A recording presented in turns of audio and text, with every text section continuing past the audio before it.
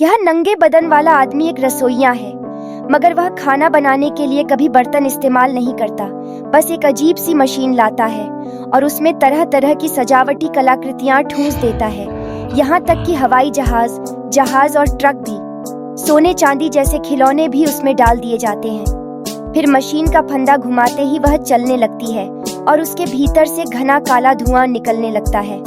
लेकिन वही कलाकृतियां सुगंधित मीट बॉल में बदल जाती हैं। फिर आदमी उन्हें उठाकर पास की मेज पर परोस देता है। मेज पर बैठे हैं उड़ते सिर और बड़े कानों वाले उड़ने वाले सुअर। वे सब चमचमाते पेशों की भूमिका निभा रहे हैं। उनमें कोई राजनेता है, कोई घुंघराले बालों वाला जज, कोई पूंजीपति है, कोई पत्रकार और कोई पादरी। जो दिखने में गरिमामय लगते हैं, अब अपनी छवि की परवाह भी नहीं करते। वे सब बेतहाशा भोजन लूटकर खाने लगते हैं, जैसे कि वे कभी न भरने वाले काले छिद्र हों। इसी बीच कुछ मीट बॉल मेज से नीचे गिर जाते हैं और फर्श पर बिखरे काले सफेद बालों के बीच लुढ़कते हैं। उन्हें देखते ही बिल्लियां झपट पड़ती हैं। एक टुकड़े के लिए जान तक की बांसी लगा देती है। ज्यादातर बिल्ली के बच्चे पीड़ा और यातना सहते रहते हैं। वे सिर्फ सुअरों के पैरों से लिपटकर भीख मांगते हैं कि शायद उन्हें भी थोड़ा सा बचा हुआ खाना मिल जाए। जब खाने की मेज पर अधिकता होती है तो पत्रकार सुअर दान के नाम पर कभी कभार उन्हें थोड़ा सा टुकड़ा फेंक देता है, लेकिन फिर भी बिल्लियों को अपने अपने बल पर जीना पड़ता है। इसी दौरान एक मीट बॉल मेज के नीचे लुढ़क जाता है। एक काली बिल्ली उसे देखकर मेजपोश के नीचे घुस जाती है और वहां जो नजारा वह देखती है उससे दंग रह जाती है। नीचे असंख्य काले लोहे की जंजीरें आपस में उलझी हुई हैं, जिनसे सारे ऊंचे स्वर बांधे गए हैं। वही उनकी बेड़ियां हैं और वही उनके फायदे। लेकिन काली बिल्ली यह राज किसी को बता न दे, इसलिए एक जहरीला सांप जो जंजीर से बना था उस पर झपटता है और उसे खामोशी से घसीट ले जाता है। बाहर की बिल्लियां जो जीने की जद्दोजहद में लगी है, कुछ भी नहीं समझ पाती।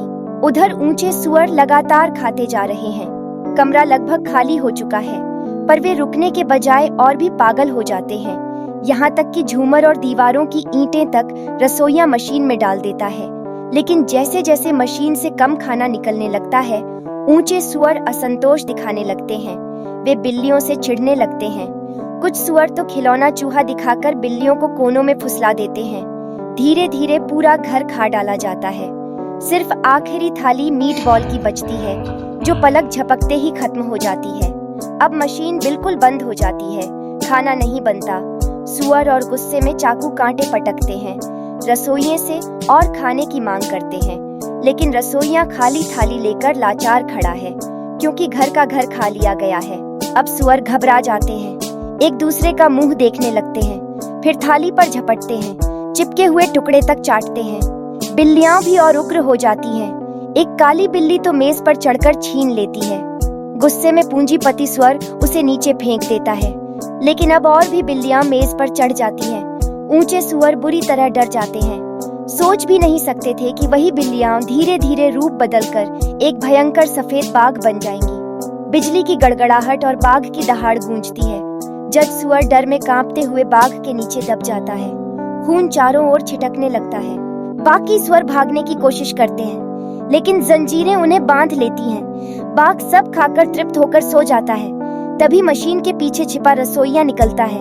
वह चाकू उठाकर बाघ के पास आता है और एक ही बार में उसका पेट चीर देता है। बाघ के पेट से निकलते हैं काले और सफेद बिल्ली के बच्चे। वह उन्हें एक थैले में भर लेता है।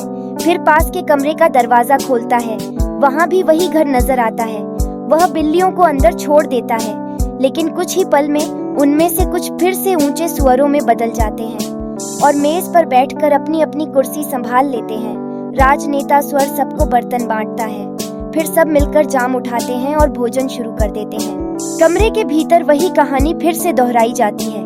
बाहर बारिश थमती ही नहीं। अंदर की आंधी चुपचाप पनप रही होती है। कुछ लोगों का भोजन बहुसंख्यकों की भूख के बदले मिलता है। यही मानव सभ्यता का असली चेहरा है, जहां संसाधनों का बंटवारा और सत्ता का खेल एक अंधेरे चक्र में बंधा हुआ है। सत्ता और लालच की जंजीरें इन स्वरों को एक जाल में बांधती हैं। नीचे की बिल्लियां सिर्फ बचे खुचे टुकड़ों पर जिंदा रहती हैं, लेकिन खाना कभी न कभी खत्म होना ही है। फिर आती है भूख, गुस्सा और बगावत। यह चक्र बार बार चलता है। ड्रैगन को मारने वाला ही आखिरकार खुद ड्रैगन बन जाता है। कुछ लोग सब कुछ खा जाते हैं, बहुत से लोग बस जीने की कोशिश करते हैं, और जब आम लोग उठकर विद्रोह करते हैं तो वे भी सत्ता की कुर्सी पर जाकर उसी खेल का हिस्सा बन जाते हैं। प्रकृति चुपचाप देखती रहती है।